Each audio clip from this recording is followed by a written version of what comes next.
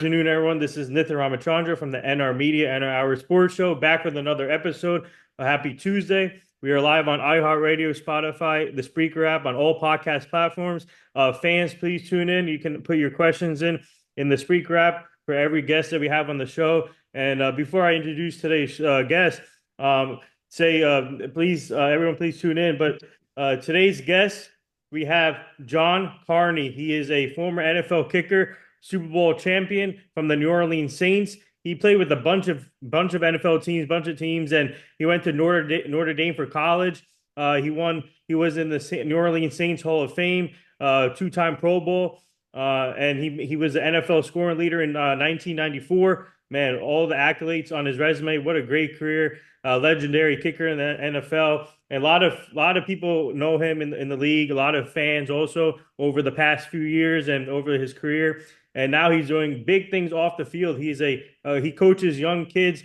He has a thing called Carney Coaching. Go check that out on Instagram, Twitter. He helps out the youth now and try to play the game of football and then teaches the art of kicking. And John, I just want to say thank you for joining the show. Shout out to your friend Pat for making this happen.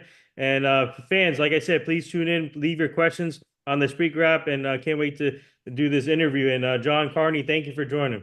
Thank you, Nathan. Glad to be here. Yeah. So first, before I get to your journey and career, tell our fans what are your thoughts on this year's NFL season so far? Is going quick, and it's already like week 9 in the NFL. So talk about the what are your overall thoughts so far in the season? Well, as always, everybody's predictions are wrong. So, Kansas City Chiefs, they're holding up their end of the bargain. Yeah. But so many teams, like my New Orleans Saints, were bit by the injury bug, which ended up, snowballing into the firing of a head coach. Hmm. Uh, and then, of course, the Jets promise Aaron Rodgers back, and things are looking really good. And then they lose some games, and their coach hits the road. So there's a number of teams that are starting to flex their muscles a little bit, but we're about the halfway mark, and this is when teams got to get hot to make a playoff run. So it's exciting to see. I love what Detroit's doing. Every year they get better and better. Dan Campbell, his last playing days were with us down in New Orleans, Hmm. and got to know him as a teammate. And I love what he's doing in Detroit. I think everybody loves what he's doing in Detroit, and they're a power to be reckoned with. So that's exciting. For the NFL and for the people of Detroit. And always surprises, some new guys showing up big, some young new faces, some young quarterbacks. So it's been exciting, but it's fun because all the talking heads and all the prognosticators and all the experts, they paint the picture of what the season's going to look like, and then 3 weeks in, it looks nothing like that. So, Yeah, it's gonna be interesting to see what happens down the stretch for all these teams. And but I want to get to your career, John. And John Carney, obviously legendary kicker. You had an awesome career. You won the Super Bowl. But talk about how did you get started in playing football? And you were born. You're from Hartford, Connecticut. You were born in Hartford, Connecticut. So talk about your early life. And tell our fans about your early life in Connecticut. yeah. So I'm from New England, born in Connecticut. Family moved to Florida when I was in junior high school. Got involved in soccer down there, and that was a big passion of mine. Loved the soccer pitch, and Hmm. thought I would actually play college soccer, but found the football team in high school. We had a very good program down Carter Newman High School, West Palm Beach, Florida. Coach Sam Budnick, amazing head coach, who put together a great program. We go 10-0 our senior year, win a playoff game, go 11-0. Headed to the state. Our superstar All American running back Alonzo Jefferson breaks his ribs, and he really was the backbone of our team. And so we lost the second round of the playoffs. But he went to Notre Dame, and I followed him to Notre Dame, and really blessed to have an opportunity to play for the Irish. Have a son who also played for the Irish as one of the quarterbacks, and my daughter went there as well. Oh, So we like Notre Dame. We like Notre Dame a lot. Uh, but yeah, just very fortunate. Bounced around a little bit trying to make the NFL. Took the long road. Took me about 3 years to figure out how to become a consistent kicker and be competitive in the NFL as a place kicker. And the Chargers gave me my opportunity out here in San Diego and Mhm. spent 11 seasons with them. And uh, we went to the Super Bowl '94 and ran into a very, very good San Francisco 49er team. And we just couldn't get past them in the Super Bowl. But a great experience and a lot of fun to play out here in San Diego for the San Diego Chargers. Yeah, I'm just curious. Tell our fans, did you play any other positions in high school or before choosing kicker? And how did it come about for you to become a kicker? Well, I did go out for the football team, thought I was a wide receiver. Found out that I didn't have the best hands in the world. So the guys that were kicking and punting were really football guys without a soccer background. So I ended up being the first soccer style kicker Hmm. for our high school.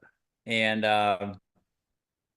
yeah, just a way for me to get off the bench and get on the field. Wow. And I went to this will date me, but Garo Premium had a soccer and kicking camp down in Fort Lauderdale between I don't know my sophomore junior year. So I went to that. That was my first real instruction on how to kick a football.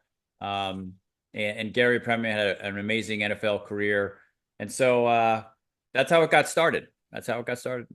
Wow. Yeah, fans, please put your questions in on the speaker app. We'll answer some of your questions. We are live with Super Bowl champion John Carney, former NFL kicker. John, talk about your high school career. What was some of your best moments in high school and playing? You went to West Palm, obviously Cardinal Newman in Florida. So talk about some of your best moments.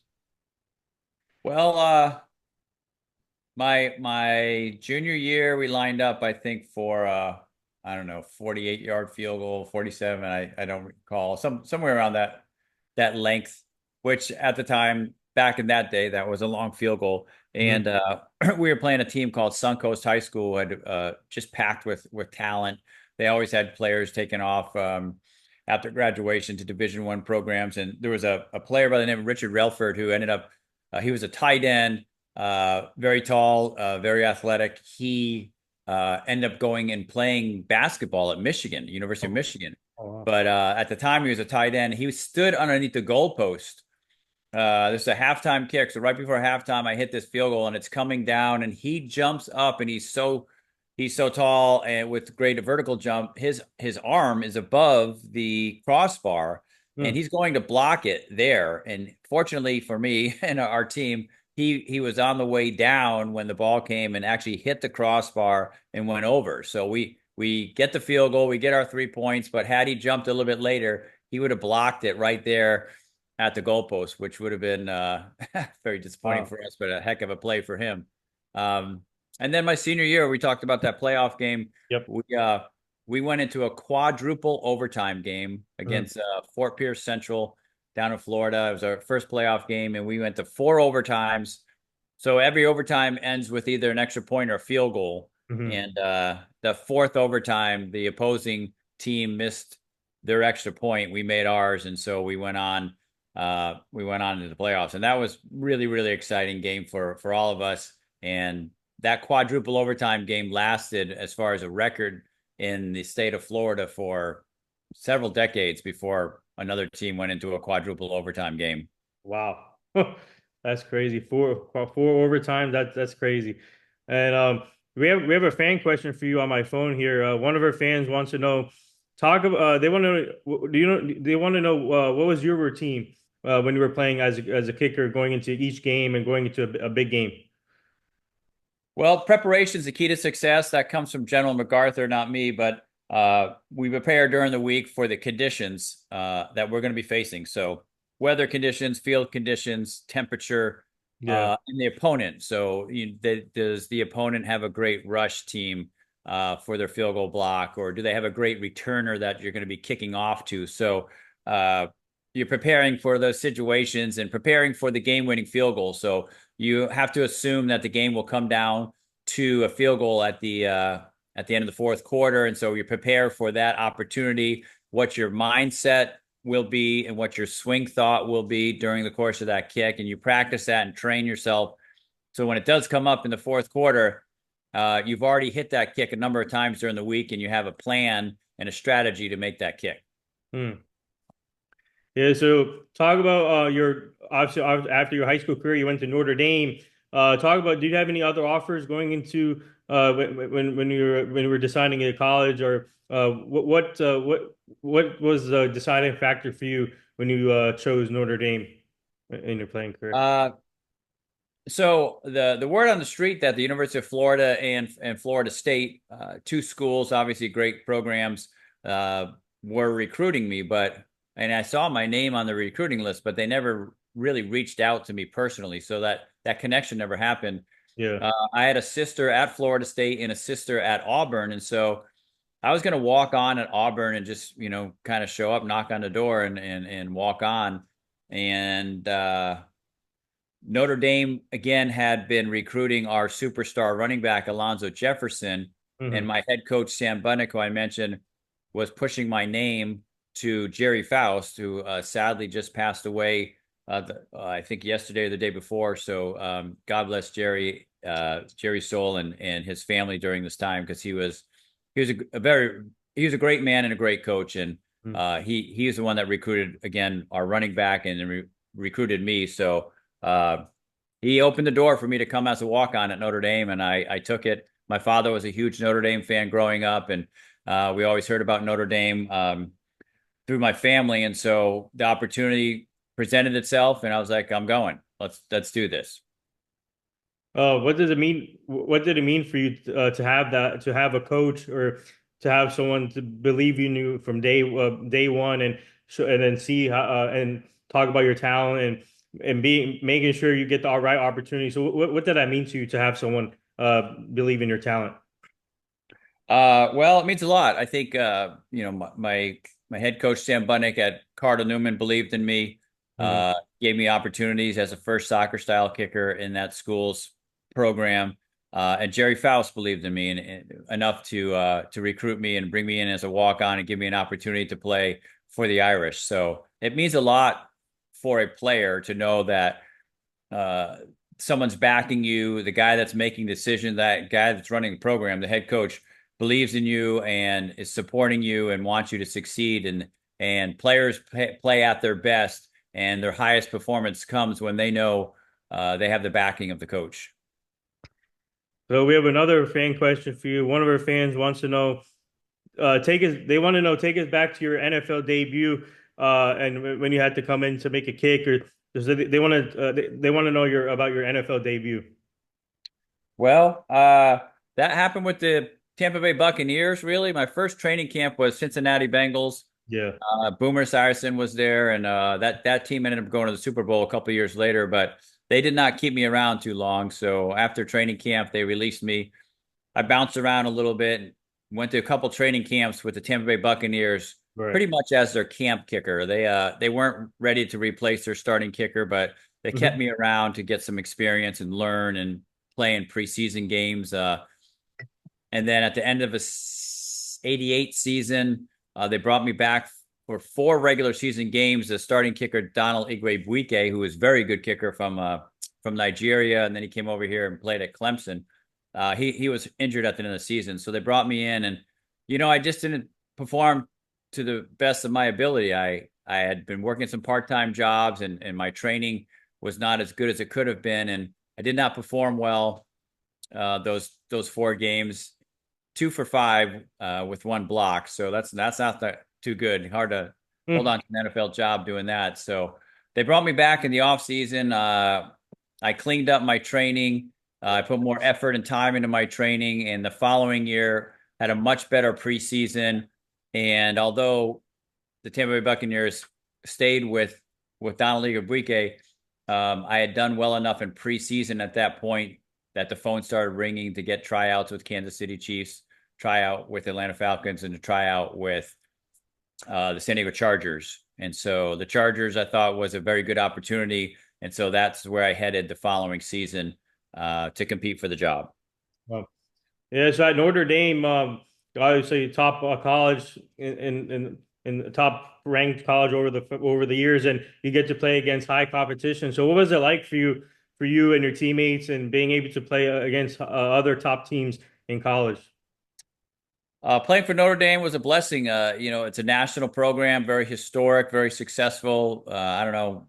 I lost count of national championships and Heisman trophies. I think they're 8-8 as far as national championships and Heisman trophies or something of that nature. So to play for a program like that, where wherever you go in the country, there's a big support system. There's an alumni club of that city that comes out to support the team, and it's a very visible team as far as college athletics are concerned and NCAA Division I football. So to be part of that, very, very exciting. So many amazing players have come through that program and gone on to phenomenal NFL careers as well.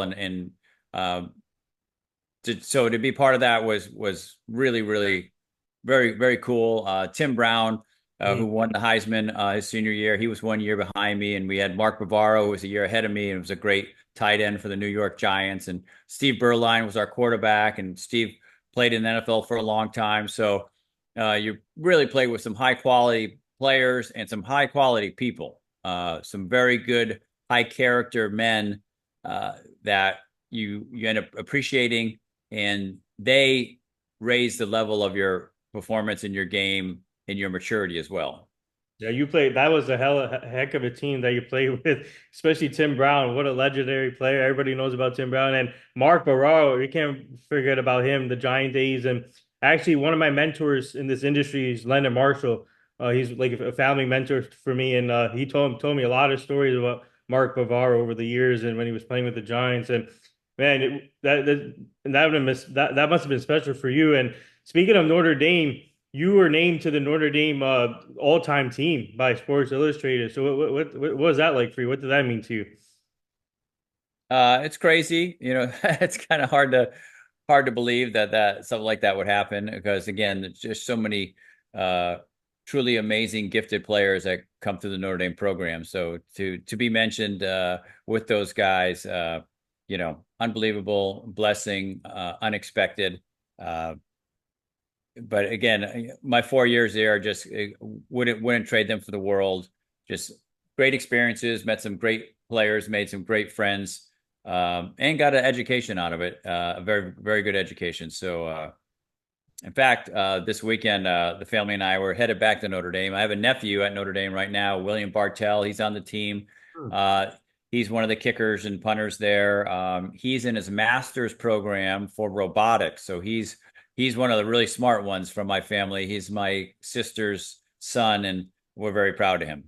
That's awesome, and man, it's like a family affair. A lot, all your family members going to Notre Dame, and so like, what's that like for your family though? Like, talk about that. And family is really important in sports, and family is important to me. I talk whenever we do shows or have guests on the show, you always talk about their families and talk about your family and for them to have your back since day one, and now seeing them going to the same school or same college. It's special. It's very special. My father started this because he had the love for the university.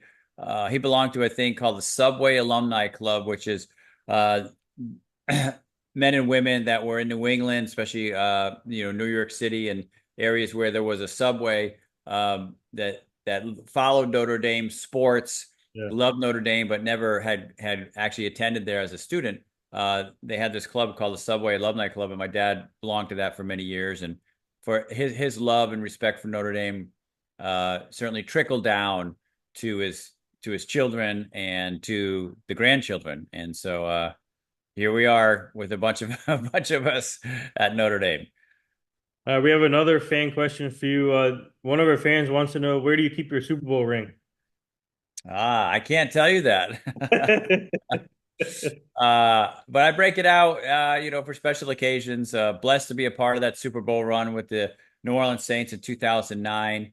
That's a city and a team, a franchise that was down for many years, and much like the Chicago Cubs, they're not going to win a championship. They're not going to win a pennant. They're just not in the cards for the organization like that. Well, the New Orleans Saints did, and certainly the Cubs did as well. So to see families and generations of folks in that area, that region of Louisiana, come out to that Super Bowl parade, cheering and crying, and it's just so elated that their team, their home team, won a Super Bowl championship. That was great to be a part of that.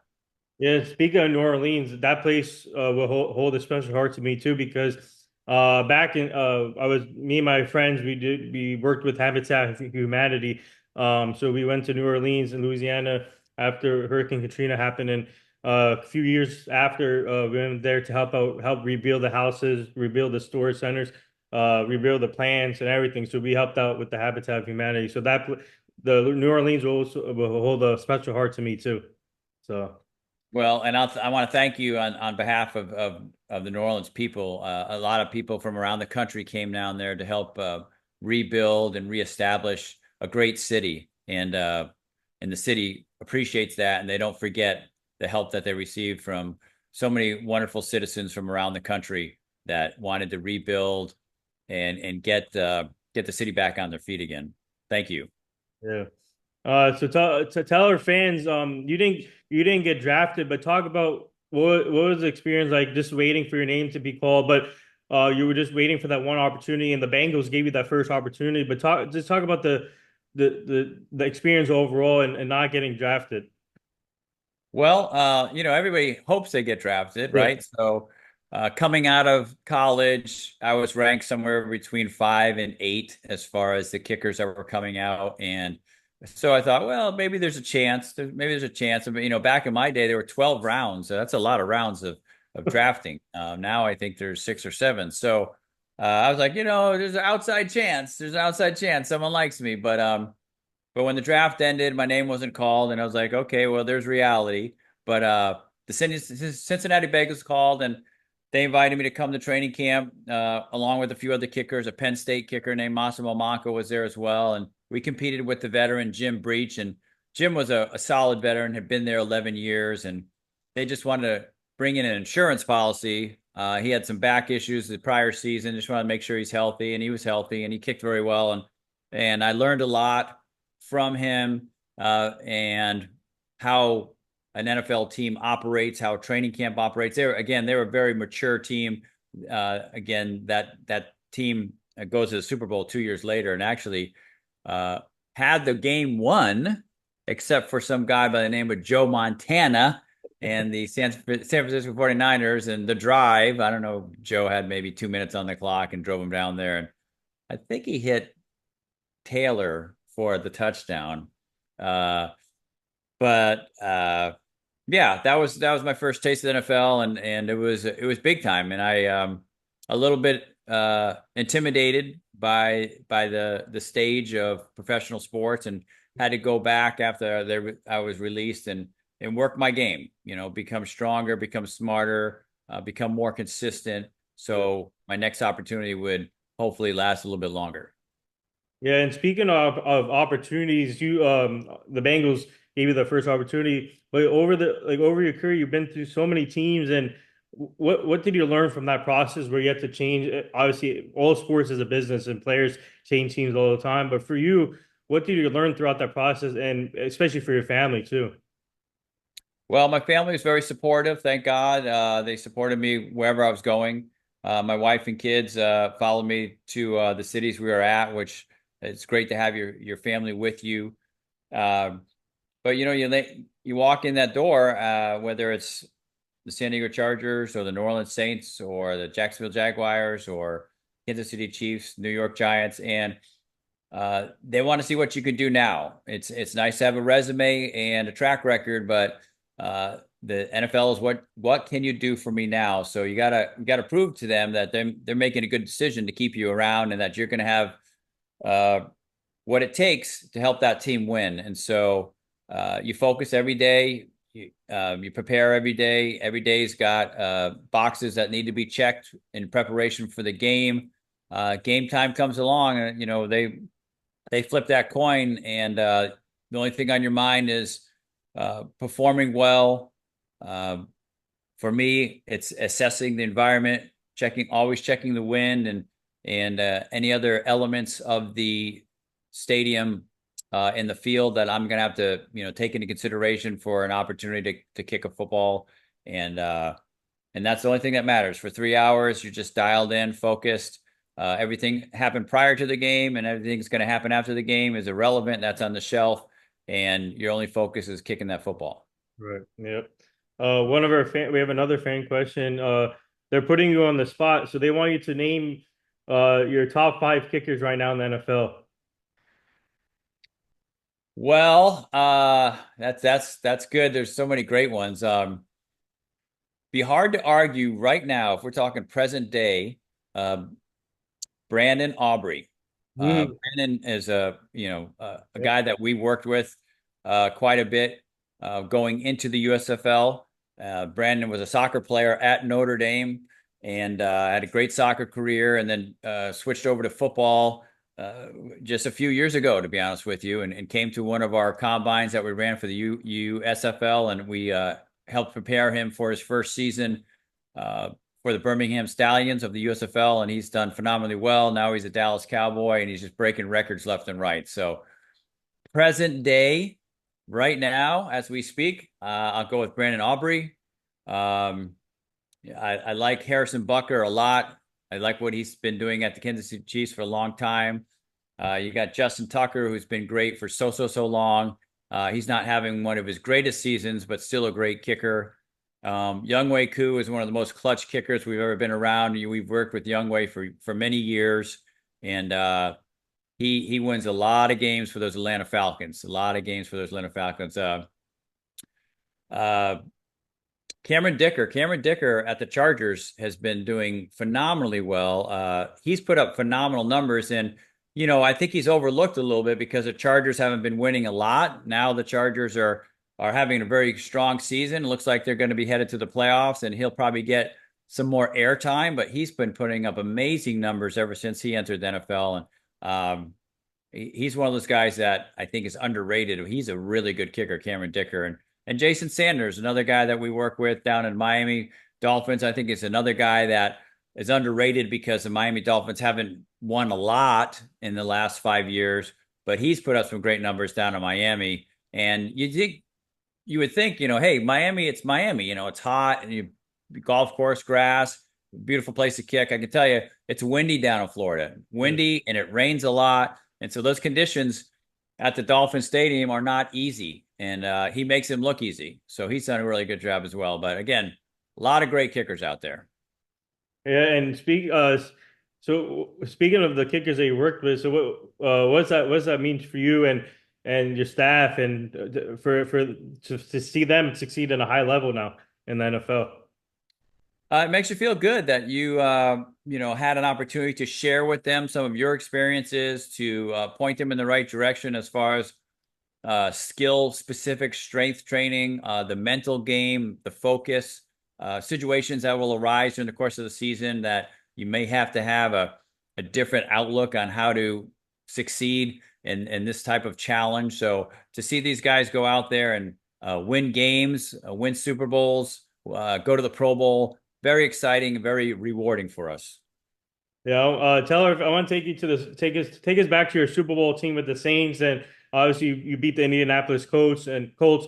You were coached by Sean Payton, a great coach. Now he's coaching with the Broncos. So talk about that team, and yeah, Drew Brees, Reggie Bush, Marquise Colston, Jeremy Shockey. I can go down the list and talk about that loaded team, and even the Colts were a great team with Peyton Manning and all. And just talk about that experience, Super Bowl experience. Carrie Underwood performed the national anthem. Emmett Smith came out for the coin toss. So talk about all that. It was a great ride. It was a great ride. So the Saints brought me in during training camp because their kicker Garrett Hartley was going to be suspended for 4 games. So they really just brought me in for 4 games. And uh, Garrett came back after the 4th game. We became friends and worked really well together. Thomas Morstead was a rookie punter at the time and a very good punter. I was filling in type of a player slash mentor slash coach role for those 2 young players. I ended up playing 11 games that year. Then we plugged Garrett Hartley back in. And then at the end of the season, because we had developed that relationship, we had good chemistry between the 3 of us. The New Orleans Saints held on to me as a kicking and punting coach for the Oh, playoffs and the Super Bowl. We plug Garrett back in, and Garrett goes on to hit the game-winning field goal in the NFC Championship game against the Minnesota Vikings that puts us into the Super Bowl. And then Garrett hits 3 Super Bowl kicks on that way to our victory as well. Thomas Morstead hits the onside kick called the ambush kick coming mhm. out of halftime. We recover, we go down, we get points on the board for that. So really, really exciting to be part of that journey. And, Coach Sean Payton, General Manager Mickey Loomis, Drew Brees, just to see those guys put this whole thing together. So many important pieces of the puzzle that came together for that season. And to be a part of that was a huge blessing and something we'll never forget. Yeah, and what was it like playing in front of those fans? This New Orleans Saints fans bring it every game, especially in that dome, and well, that's amazing stadium, and it's tough for opposing teams to play in there. And I'll give you one team that always struggled in there is the Dallas Cowboys. They always had a tough time playing against the Saints. But let's talk about the atmosphere in general. It's a great atmosphere. The people of Louisiana love football. They love LSU and they love the Saints. And so, win or lose, they're going to come to the Superdome and they're going to cheer and they're going to support the Saints. And uh, that's great to know that every Sunday you're walking in to that Superdome, and you're going to walk onto that field, and the people of the community are backing you, Mhm. and that means a lot. And of course, means a lot when you're on the field during the game too, because when the opposing offense is out there, we're cheering and we're loud, and it's hard for that quarterback to communicate to his players. So it really, really raises your adrenaline to know that, again, that whole stadium is pulling for you, and they're loud and they're proud. Mhm. Yeah, we have another fan question for you. They want to know about your former team, the Chiefs, and talk about the Chiefs. They want to know the current team now, but just talk about they want to know what how crazy is to see this team now doing it, possibly having a dynasty going and try and possibly making history this year. And to talk about the Chiefs doing crazy things. Well, we love the opportunity. I mean, the NFL, for like you said, first team that has the opportunity to go three-peat, right? And so far it looks pretty good. They almost slipped up. They almost lost this past weekend. The Broncos gave them a heck of a fight, but the Chiefs come out on top there. So we'll see if they can, either stay undefeated or win that third Super Bowl in a row. Uh, I love what they do. I love Andy Reid. I think he's a great coach. He's won everywhere he's been. He's won. He did a great job with the Eagles. He's doing a great job with the Chiefs. Again, Bucker. Can't say enough about what he's done. Love his kicking and his ability and his approach to the game. Tommy Townsend, who is a punter that we've worked with, was their punter the last several years. He just left for the Houston Texans, so Tommy's punting with the Houston Texans now. But Tommy was one of our guys that was wearing the red for the Kansas City Chiefs. So it's exciting. I know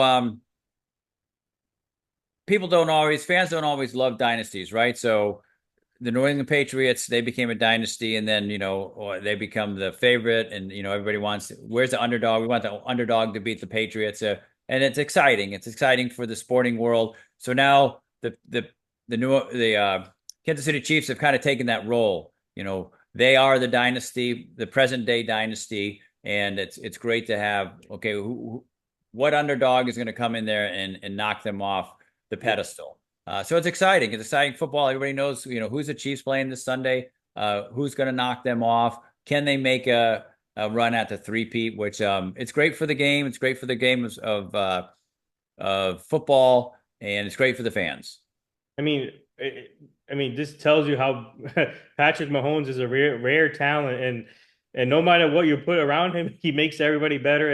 And Andy Reid, like you mentioned, Andy Reid, man, what a heck of a coach! Great career as a coach, an awesome person, and man, this team is scary. Is good. This team is good, and I mean, obviously, like they almost slipped up against the Broncos, but man, this team, I don't know who's going to beat them. So it's going to be interesting to see. But going back to your former coach, Sean Payton, so what was it like being around him as a player too? And talk about him and obviously coaching the Broncos now. He has Bo Nix as a quarterback in Denver, and obviously he had Drew Brees. But talk about what was it like being around him and seeing him still coach in the league. Sean Payton's a great coach. I have several favorite coaches. Bobby Ross, who coached our Super Bowl team here in San Diego, he took us to the Super Bowl in '94. Tom Coughlin, I only got to play 1 year for Tom, and Yeah.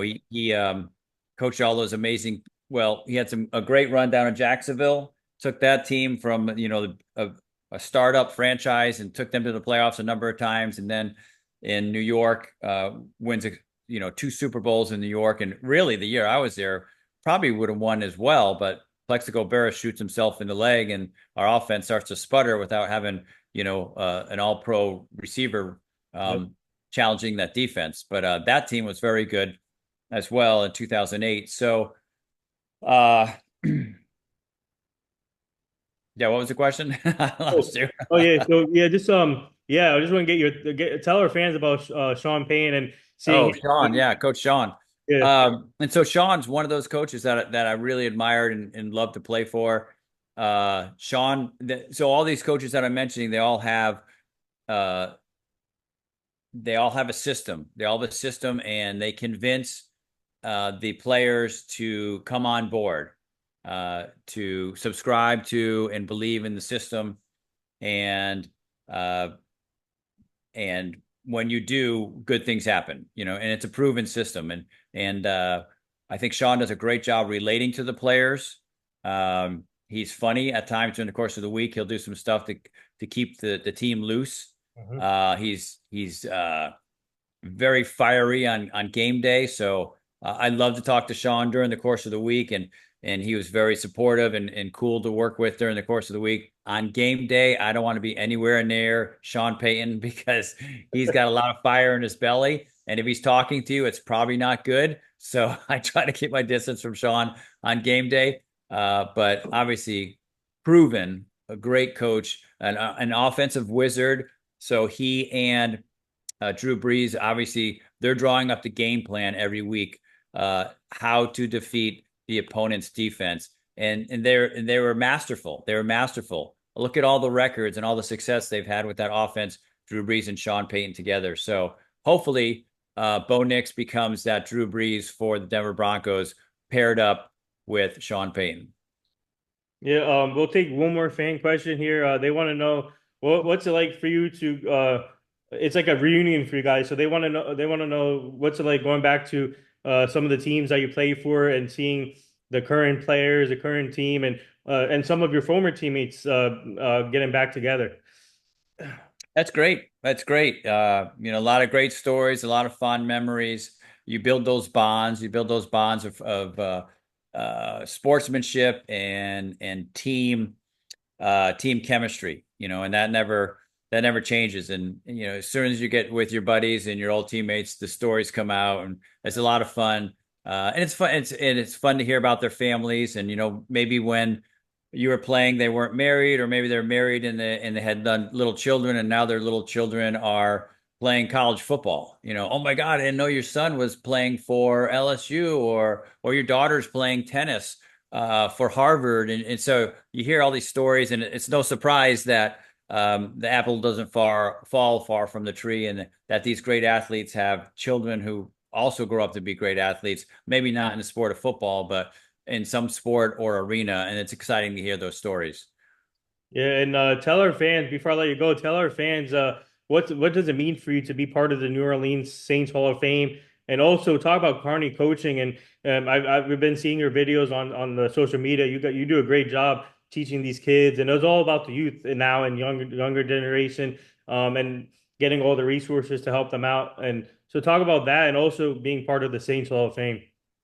Well, thank you. And the Saints Hall of Fame, that was kind of a surprise. They've had, so many great players and great specialists. Morton Anderson certainly was amazing. He's in the NFL Hall of Fame and one of the best ever. So to be inducted into the Saints Hall of Fame was very special. Aaron Brooks, our great quarterback in the early 2000s, was also inducted that same weekend.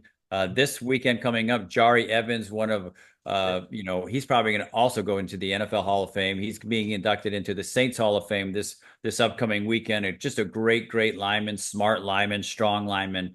So that was just very special. It was very special for my family and myself. We had a lot of friends come down to New Orleans and have a lot of fun that weekend several years ago. CarneyCoaching.com. We just love sharing our experience and our knowledge and what we know on the youth of today, high school, college, and pro. If we can help a young man, or we've had some girls that became very good high school kickers, but if we can help these young specialists reach their goals, have success on the gridiron, learn about hard work and sacrifice and discipline, and get them and boost them so they can live their dream. That's what we do. That's what we do. We have a lot of fun. We have camps, we have lessons, we have a lot of content that's out there because not everybody can come to Southern California to work with us. So we have content online that's really good stuff. That there's proven principles, proven strategies, proven styles of success for kickers and punters, and we like to share that with the kicking world. Yeah, so wow, that's amazing. And fans, go check that out on all social media formats, Carney Coaching. And would you like to say anything to anyone or give any shout outs on the show? Well, I appreciate guys like you, Nathan, and people that love the sport and want to promote the sport in a positive way. So many uh, lifelong lessons are learned throughout the course of sports and the game of football. I feel very fortunate to have played this game, and appreciate you and appreciate you spreading the good word and good vibes to the football community. Yeah, no problem. Thank you for joining the show, and thank you to our fans for tuning in and asking great questions to John Carney. So please, there you have it. Super Bowl champion John Carney, former NFL kicker. Go follow him on social media right now, and go follow his Carney coaching. Man, some of the videos he does is amazing with the kids, and like I said, thank you again. We'll stay connected, and shout out to Pat for making this happen, and keep up the great work, and looking forward to seeing more of your content when it comes to coaching. And oh, I forgot to ask you this: would you consider coaching in the NFL if the right opportunity comes about? Well, I love helping kickers and punters at the NFL level. So I have done some consulting for a number of teams, and I love to come in and work with the player and the coaches that coach him at their facility and at their team. I think it's very productive when we get to do it at their home base. That's what I love to do. As far as coaching the rest of the special teams units, that's a whole nother animal. I'll just stick with what I know, and that's kicking and punting. Yeah, thank you, John. Thank you. Thank you, Nathan.